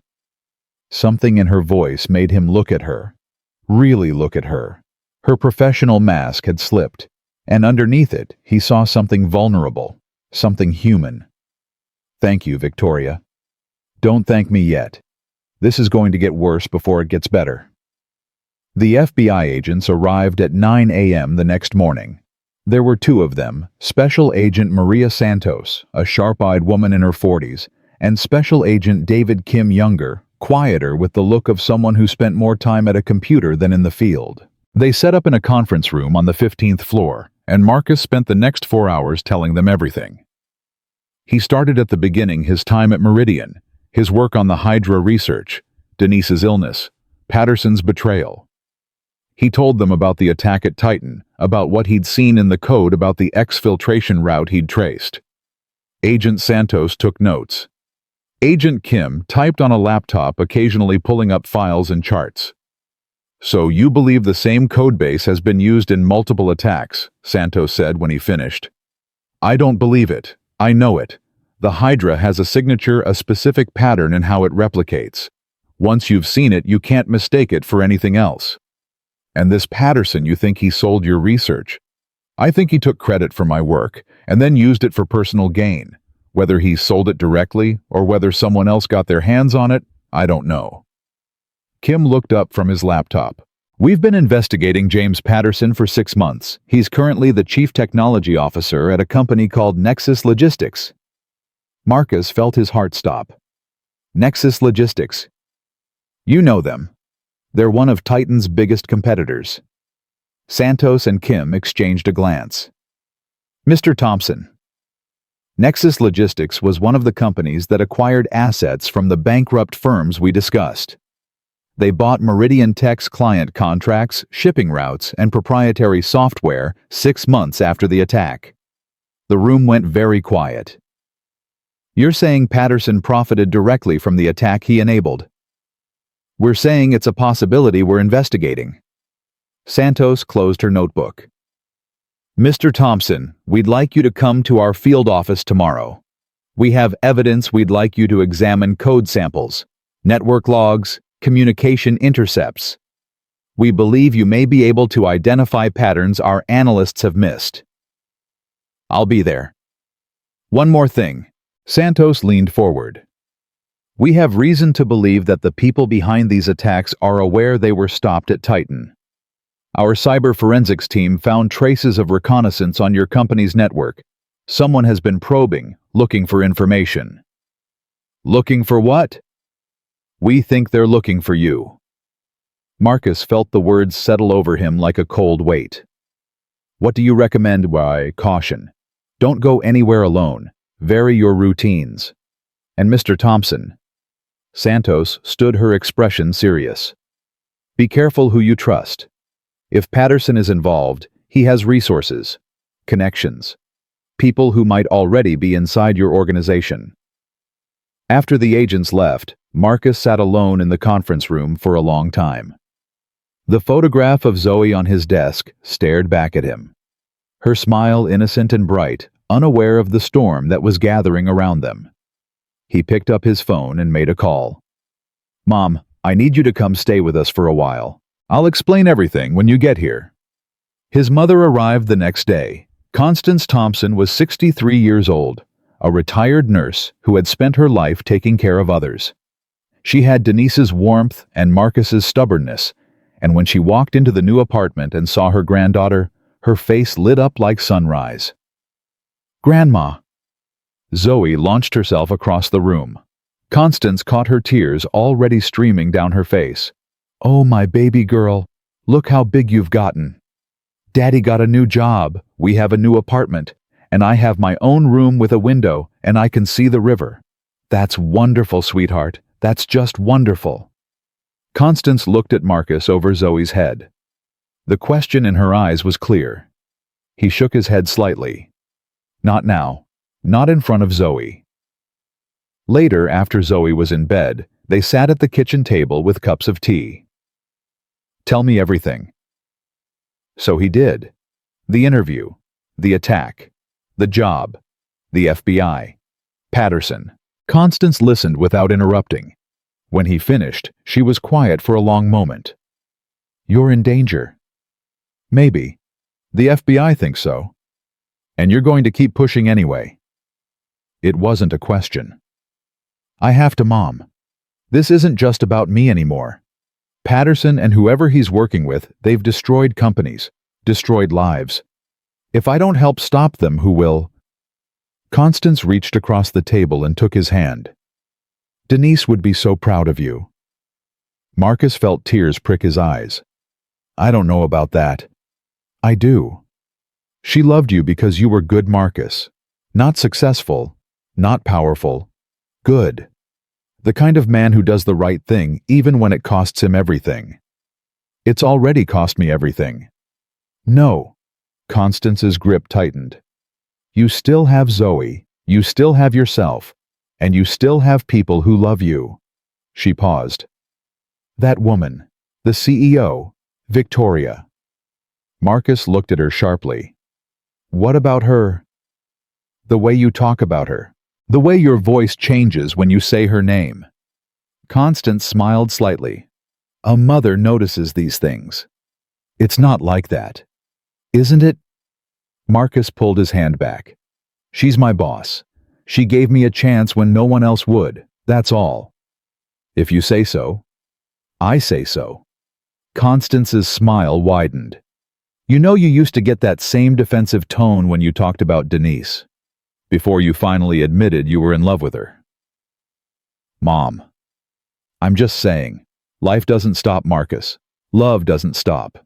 Denise wouldn't want you to be alone forever." Marcus stood and walked to the window. Outside, the city lights glittered against the darkness. "It's been 2 years." "I know. Sometimes it feels like yesterday. Sometimes it feels like a lifetime ago. That's how grief works, baby. It doesn't follow a schedule." He turned to face her. "I don't know if I'm ready." "You don't have to know. You just have to stay open to the possibility." Constance stood and walked to him, putting her hand on his cheek. "You've spent 2 years closing yourself off, protecting yourself, surviving. Maybe it's time to start living again." Marcus didn't have an answer for that. The FBI field office was a nondescript building in the federal district, all gray concrete and security checkpoints. Marcus spent 8 hours there poring over code samples and network logs, identifying patterns that the Bureau's analysts had missed. By the time he finished, his eyes were burning and his head was pounding. "You've given us more in 1 day than our team found in 6 months, Santos said as she walked him out. "We're going to need you to testify before a grand jury." "When?" 3 weeks. Maybe less if we can expedite. The U.S. Attorney wants to move fast on this." "What about Patterson?" "We're building a case, but we need more evidence. The connection between him and the attacks is still circumstantial." "And the people he is working with?" Santos hesitated. "We have theories. Nothing solid yet. But Mr. Thompson..." She stopped walking and turned to face him. "We've identified financial flows connected to the shell corporations that bought those bankrupt companies. Some of that money traces back to foreign sources." "Foreign sources?" "We're not at liberty to say more. But this is bigger than corporate espionage. Much bigger." Marcus felt the weight of her words settle over him. "What do you need from me?" "Keep doing what you're doing. Build your security team at Titan. And when we call, be ready to testify." "I will." Santos handed him a card. If anything happens, anything at all, call this number. Day or night. He took the card and put it in his pocket. Outside, the evening air was cool. Marcus stood on the steps of the federal building, looking out at the city. His phone buzzed. A text from Victoria. Dinner my treat. We need to talk. He typed back, where? My apartment. I'll send a car. Marcus hesitated. His mother's words echoed in his head. The way your voice changes when you say her name. He typed, I'll be there at 7. Victoria's apartment was not what he expected. It wasn't a penthouse or a mansion. It was a modest 2-bedroom in a quiet neighborhood filled with books and photographs and the comfortable clutter of a life actually lived. She answered the door in jeans and a sweater, her hair down her professional mask completely absent. Come in. I hope you like Italian. I like anything I don't have to cook myself. She laughed that same surprised laugh he'd heard the first day when Zoe had threatened to draw her a scary picture. Wine. Please. They sat at her kitchen table, plates of pasta between them, and for a while they talked about nothing important. The weather, the office, a movie she'd seen that weekend. Then the wine loosened something, and the conversation turned. Can I ask you something personal? Victoria said. You can ask. I might not answer. Your wife, Denise, what was she like? Marcus was quiet for a moment. She was a teacher, middle school math. She used to say that every kid deserved someone who believed in them even when they didn't believe in themselves. He smiled slightly. She believed in me, from the first moment we met. How did you meet? Church. I'd just gotten out of the army. She was volunteering in the Sunday school. Zoe was... She wasn't planned. We were young, barely knew each other. Most couples would have fallen apart. But Denise looked at me and said, we can do this, together. And you did. We did. For 8 years we did. He set down his wine glass. She was the best person I ever knew. Patient when I was angry. Strong when I was weak. She made me want to be better. Victoria was quiet for a long moment. I've never had that. Someone who believed in me like that. What about your father? He believed in me as a successor, an heir, someone to carry on his legacy. She shook her head. That's different. Is it? I don't know, maybe. She looked at him. After he died, I spent 3 years trying to be him, trying to make decisions the way he would have. It wasn't until recently that I realized I have to be myself. What changed? You. The word hung in the air between them. Me. Watching you that first day. The way you handled yourself. The way you refused to be diminished even when everyone was trying to make you feel small. She set down her own glass. I've spent my whole life trying to earn respect through success. Through achievements. Through proving I was good enough. And there you were, earning respect just by being who you are. Marcus didn't know what to say. I'm not saying this right. Victoria stood and walked to the window. I'm trying to tell you that you've changed something in me, and I don't know what to do with that. He stood and walked to her. Victoria. She turned. Her eyes were bright, vulnerable, searching. I'm not ready, he said quietly. I don't know if I'll ever be ready. My wife died 2 years ago, and sometimes I still wake up reaching for her. I know. But I feel something. When I'm with you, I feel possible. Like maybe life doesn't have to end just because someone you loved is gone. Victoria reached up and touched his face. I'm not asking for anything. I'm not expecting anything. I just needed you to know. I know. They stood there for a long moment, close, but not quite touching. Then Marcus's phone rang. He pulled it out. The number on the screen made his blood run cold. Agent Santos. Hello? Mr. Thompson, are you somewhere safe? I'm with a friend. Why? We've had a security breach. Someone inside the bureau leaked your name and address to an outside party. Marcus felt the floor drop out from under him. Zoe. My daughter? We're sending agents to your apartment now. But Mr. Thompson, Santos's voice was tight with urgency. We intercepted communications. The people Patterson is working with, they know who you are, and they're coming. Marcus was already moving toward the door. Victoria, I have to go. Now. What's happening? My daughter's in danger. She grabbed her keys. I'm coming with you. They ran. The drive to Marcus's apartment took 12 minutes. It felt like 12 hours. He called his mother. No answer. He called again. Nothing. His heart was pounding so hard he could hear it in his ears. She's fine, Victoria said. The FBI is on their way. She's fine. You don't know that. I know your mother is a strong woman who raised a strong son. She'll protect Zoe. Marcus didn't answer. He couldn't. The fear had closed his throat.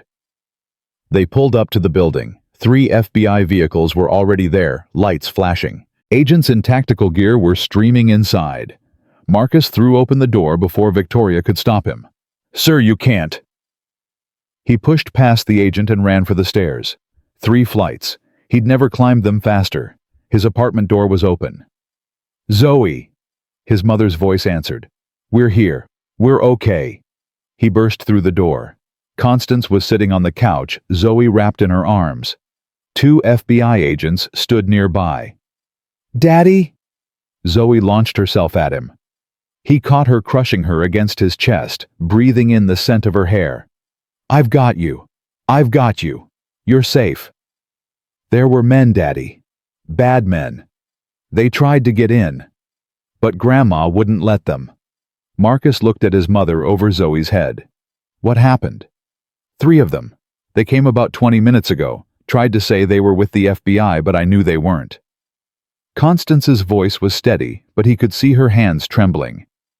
I called 911 and barricaded us in the bathroom. They were trying to get through when the real FBI showed up. Agent Santos appeared in the doorway. Mr. Thompson, we need to talk. Marcus held Zoe tighter. Not now. I'm afraid it can't wait. Santos stepped inside. We've identified the men who came here tonight. They're known associates of a criminal organization with ties to international smuggling networks, the same people who commissioned the CyberAttacks. What do they want with my daughter? Leverage. They know you're helping us. They wanted something to make you stop. Marcus felt something cold and hard crystallize in his chest. Where is Patterson? Mr. Thompson. Where is he? Santos was quiet for a moment. He's in FBI custody. We picked him up 2 hours ago. Good. Marcus's voice was flat, emotionless. Because when this is over, I want to be there. I want to look him in the eye and tell him exactly what kind of man he is. That can be arranged. Victoria appeared in the doorway, out of breath from running up the stairs. Is everyone okay? We're fine. Marcus looked at her. But this isn't over. No, it's not. He looked at his daughter, his mother, the woman who had given him a second chance. Then let's finish it. The FBI interrogation room was exactly what Marcus had imagined. Gray walls, harsh fluorescent lights, a metal table bolted to the floor. The kind of room designed to make people feel small. James Patterson didn't look small. He sat behind the table in an expensive suit, his silver hair perfectly combed, his face composed into an expression of mild annoyance. Like this whole situation was an inconvenience, a scheduling conflict to be managed. Marcus stood behind the one-way glass watching. Agent Santos stood beside him. You sure you want to do this? I've been waiting 3 years. He has lawyers, good ones. They've already filed motions to suppress half our evidence. I don't care about the evidence. I care about looking him in the eye. Santos nodded slowly. 5 minutes. That's all I can give you. That's all I need. She opened the door. Patterson looked up as Marcus walked in. For a moment, just a moment, something flickered across his face. Recognition. Maybe fear. Then the mask slid back into place. Well, well, Marcus Thompson. Patterson's voice was smooth, controlled. I heard you'd resurfaced. Quite the hero story from what I understand. Single father saves billion-dollar company from CyberAttack. Very inspiring. Marcus didn't sit down. He stood across the table looking down at the man who had destroyed his life. You know why I'm here. I assume you want to gloat? Go ahead. I'll wait. I'm not here to gloat. I'm here to understand. Patterson raised an eyebrow. Understand what? Why? You had everything. The job, the salary, the corner office. You didn't need to steal my work. You didn't need to have me fired. So why? For a long moment, Patterson was silent. Then he laughed. You really don't get it, do you? After all these years, you still don't understand how the world works. Enlighten me. Patterson leaned back in his chair. I didn't steal your work because I needed it. I stole it because I could. Because you were weak and I was strong.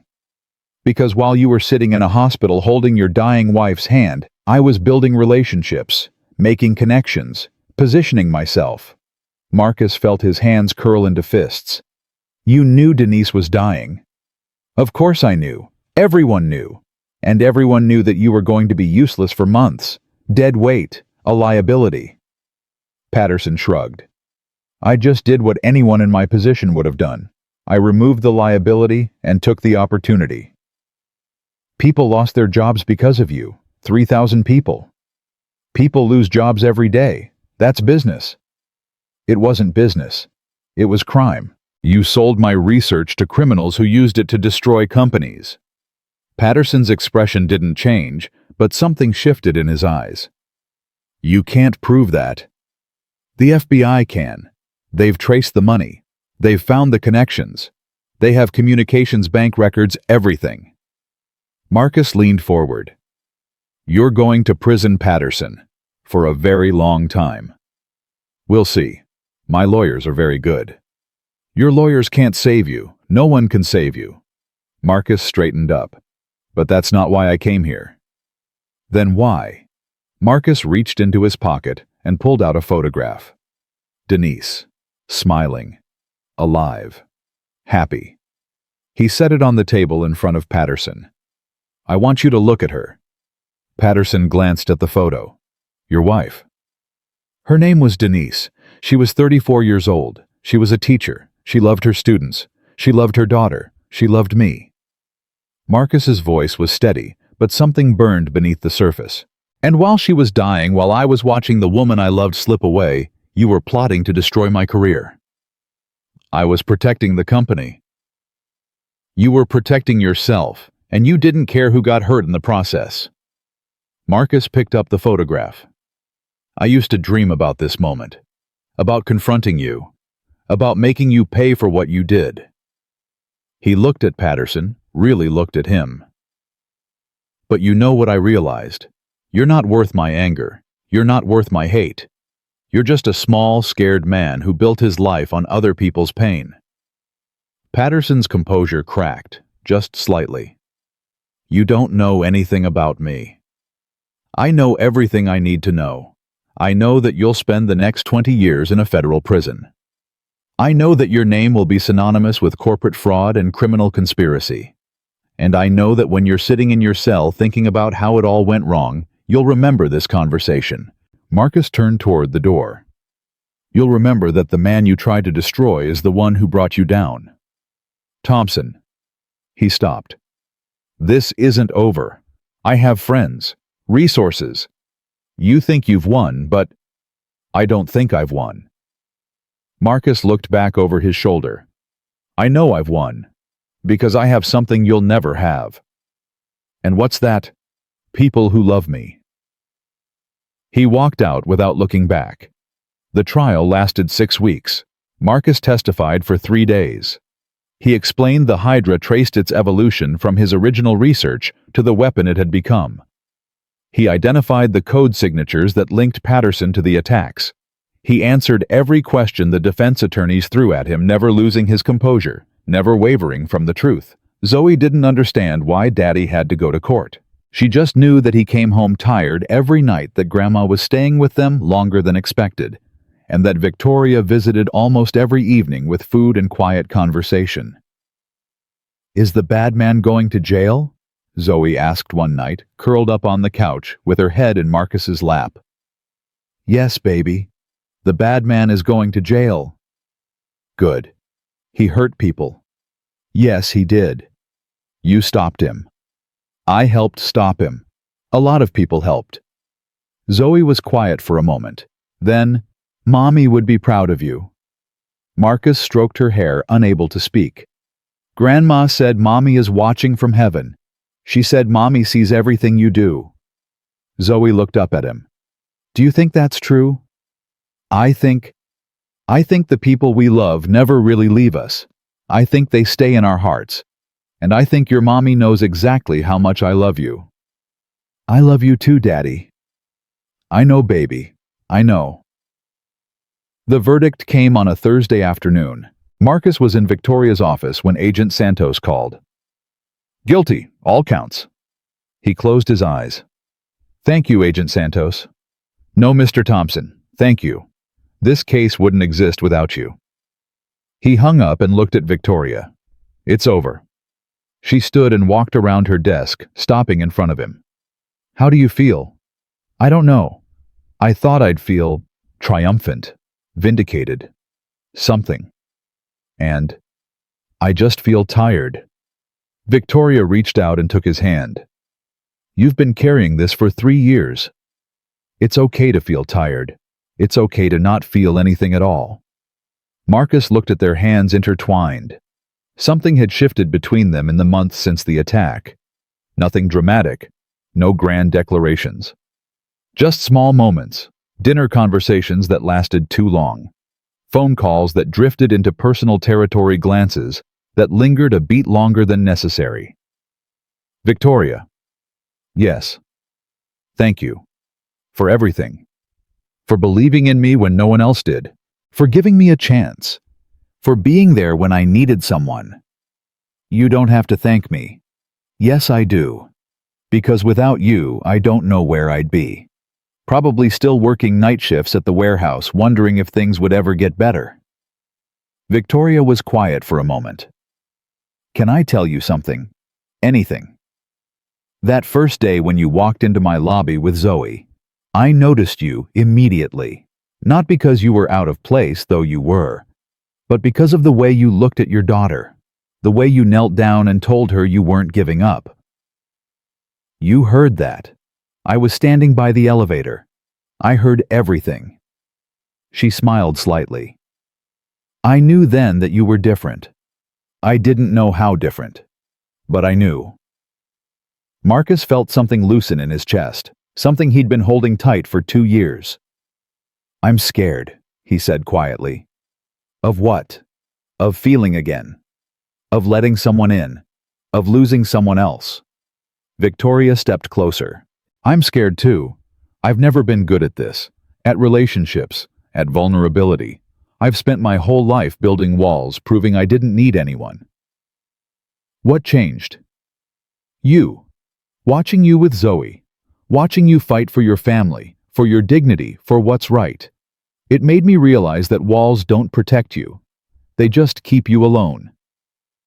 Marcus looked at her, this woman who had given him everything, who had stood beside him through the worst moments of his life. "I'm not ready for anything serious. I might never be ready." "I know. I have a daughter. She comes first. Always." "I know that too. And I'm still in love with my wife. Part of me will always be in love with her." Victoria reached up and touched his face. "I'm not asking you to stop loving her. I'm not asking you to replace her. I'm just asking you to let me in. A little at a time, however much you can give." Marcus felt tears prick his eyes. "Okay. Okay. Yeah. Okay." She smiled, that warm, vulnerable smile that he'd only seen a handful of times. "Good. Now let's go pick up your daughter from school. You promised her ice cream if the trial went well, remember?" He laughed. "I remember." "Then let's go. We have ice cream to buy." 6 months later, Titan Freight Solutions held its annual company picnic. The event was Victoria's idea, a way to celebrate the company's recovery and the new security protocols that Marcus's team had implemented. Employees and their families gathered in a park outside the city, eating barbecue and playing games and enjoying a rare day of sunshine. Marcus sat at a picnic table, watching Zoe run through the grass with a group of other children. His mother sat beside him, a cup of lemonade in her hand. "She's happy." "Yeah, she is." "Are you?" Marcus considered the question. 6 months ago, he'd been a man with nothing. $47 in his bank account. A daughter who cried for her mother every night. A heart so broken he didn't know if it would ever heal. Now he had a job he loved. A team that respected him. A daughter who smiled more than she cried. And something else, something he wasn't quite ready to name, but that felt like possibility. "I think I'm getting there." Constance patted his hand. "Denise would be happy, seeing you like this." "You think so?" "I know so. She loved you, Marcus. She wanted you to live. Really live. Not just survive." He nodded slowly. "Mom, can I ask you something?" "Anything." "Do you think she'd be okay with Victoria?" Constance was quiet for a moment.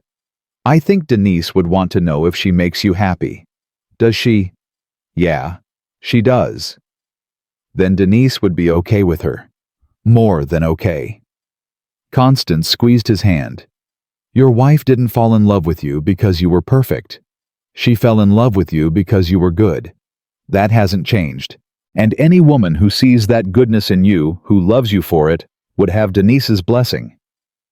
Marcus felt something release in his chest. A weight he'd been carrying for 2 years. "Thanks, Mom. That's what mothers are for." Victoria appeared from somewhere in the crowd carrying 2 plates of food. "Room for one more?" "Always." She sat down across from them, and for a moment, the 3 of them just watched the children play. "You know," Victoria said, "a year ago, I never would have imagined this. Any of this. A year ago, I was working a warehouse night shift and trying to figure out how to pay rent. And now, you're the head of cybersecurity for a billion-dollar company. Funny how things work out." "Funny isn't the word I'd use." "What word would you use?" Marcus thought about it. "Impossible. It felt impossible. Every step of the way. But I kept going anyway." "Why?"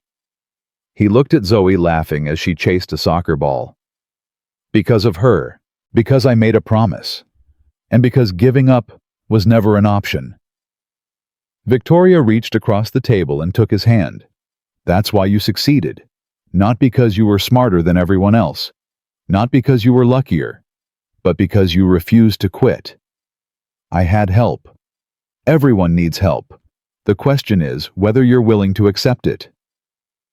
Marcus looked at her, at this woman who had changed everything. "I'm learning." Zoe came running up out of breath, her face flushed with happiness. "Daddy, there's going to be a 3-legged race. Will you be my partner?" Marcus stood, lifting her into his arms. "Wouldn't miss it." "Can Victoria come too?" Victoria smiled. "I'd love to." Zoe looked between them, her eyes bright. "Daddy, is Victoria your girlfriend?" The question hung in the air. Marcus looked at Victoria. She looked at him. "I think," he said slowly, "she's my friend, a very special friend." "But could she be your girlfriend? Because I like her, and I think Mommy would like her too." Victoria's eyes glistened. "What makes you say that, sweetheart?" "Because Mommy always said that good people find each other. And you're good people, both of you." Marcus felt his throat tighten. "Yeah, baby, we're good people." "So is she your girlfriend?" Marcus looked at Victoria one more time. "Maybe. Someday. Would that be okay with you?" Zoe nodded solemnly. "I think Mommy would want you to be happy, Daddy. You've been sad for a long time." "I know, sweetheart. but I'm not sad anymore. Good. Zoe wriggled down from his arms. Now come on, the race is starting. She grabbed both their hands and pulled them toward the field. And for the first time in 2 years, Marcus Thompson laughed, really laughed, like a man who had finally found his way home. The race was a disaster. Marcus and Zoe fell twice. Victoria and Constance, who had somehow been recruited as a team, fell 3 times. Everyone ended up in a heap on the grass, laughing so hard they couldn't breathe. Zoe declared it the best day ever. That night after the picnic was over, and Zoe was asleep, Marcus stood on the balcony of his apartment, looking out at the city lights. Victoria joined him, 2 glasses of wine in her hands. "Penny for your thoughts." He took the wine. "I was thinking about Patterson." "What about him?" "The sentencing is next week, 25 years to life." "How do you feel about that?" "I feel nothing. I thought I'd feel satisfied, vindicated, but I just feel empty." Victoria leaned against the railing beside him. "That's because revenge doesn't heal anything. It just gives you something to focus on while the real healing happens somewhere else." "When did you get so wise?" "I've been talking to your mother. She has opinions." Marcus laughed. "Yeah, she does." They stood in comfortable silence, watching the lights. "What happens now?" Victoria asked. "What do you mean?" "Patterson's going to prison. The case is closed. The company is safe. What do you want to do with the rest of your life?" Marcus thought about it. "I want to watch my daughter grow up. I want to build something that matters. I want to help people who've been through what I've been through, people who've been knocked down and told they're not good enough." "That sounds like a good life." "It's not exciting." "Exciting is overrated." Victoria turned to face him. "I've had exciting. Board meetings and hostile takeovers and billion-dollar deals. You know what I've learned." "What?" "The best moments aren't the exciting ones. They're the quiet ones. Watching a little girl chase a soccer ball, sitting on a balcony with someone you care about, knowing that tomorrow will come and you'll be okay." Marcus looked at her. "I care about you, Victoria." "I know. I'm still scared." "I know that too. But I want to try. If you'll be patient with me." She set down her wine glass and stepped closer. "I've waited 35 years for someone like you. I can be patient." He kissed her. It wasn't passionate or dramatic. It was gentle, tentative, like the first step of a long journey, a promise of things to come. When they pulled apart, Victoria was smiling. "That wasn't so scary, was it?" "Terrifying." "Good. That means it matters."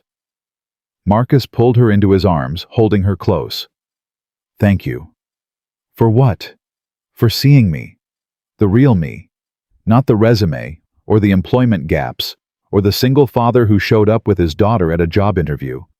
Just me." Victoria rested her head against his chest. "That's the only version of you I've ever seen." They stood there for a long time, 2 people who had found each other against impossible odds, holding on to something that felt like hope.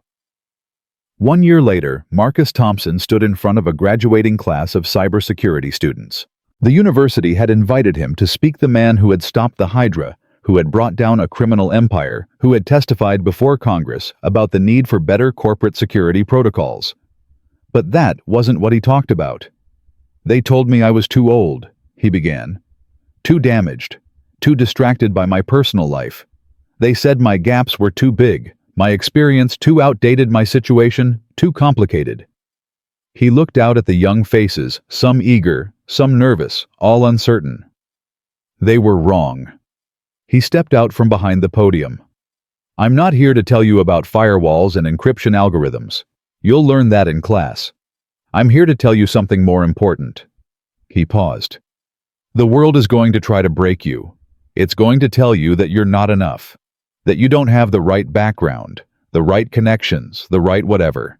And sometimes the world will be brutal. It will take things from you, people you love, opportunities you deserved, dignity you earned." He thought of Denise, of Patterson, of that lobby where he'd been laughed at for bringing his daughter to an interview. When that happens, you have a choice. You can let it break you. You can accept the story the world tells about you. You can become what they say you are. He shook his head. Or you can refuse. He looked at them, these young people who had no idea what was waiting for them. I refused. When they fired me, I refused to disappear. When they mocked me, I refused to be ashamed.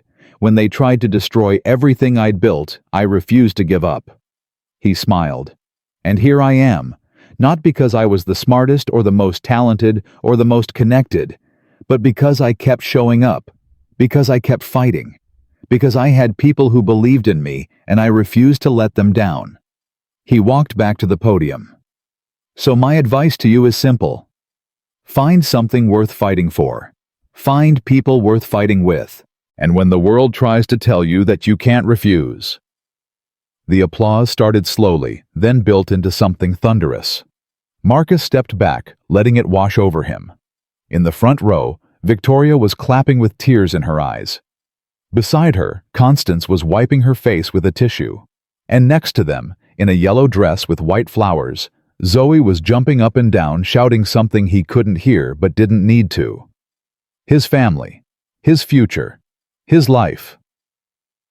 After the ceremony, Marcus walked across the campus with Zoe's hand in his. Daddy, you were so good. You think so? The best? Everyone was clapping so loud. That's because they're polite. No, it's because you're amazing. Marcus laughed. You're biased. What's biased mean? It means you love me so you think I'm better than I am. Zoe considered this. Nope. I think you're exactly as good as you are, which is very, very good. Victoria and Constance caught up to them. That was beautiful, Victoria said. I've heard you practice that speech a dozen times, and it still made me cry. You cry at everything. I do not. You cried at that commercial last week, the one with the dog. That dog was very sad. Zoe tugged Marcus's hand. Daddy, can we get ice cream? We just had lunch. But I'm a growing child. I need ice cream to grow. Constance laughed. She's got you there. Marcus looked at his daughter, at her bright eyes and hopeful smile, at the way she had somehow survived everything and still believed in ice cream and happy endings. Okay, ice cream it is. Yay! Zoe took off running toward the ice cream cart at the edge of the campus. Marcus watched her go. Victoria slipped her hand into his. You okay?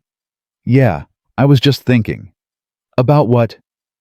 About that day in your lobby, the day everyone laughed at me, the day Bradley called Zoe a brat and tried to throw us out.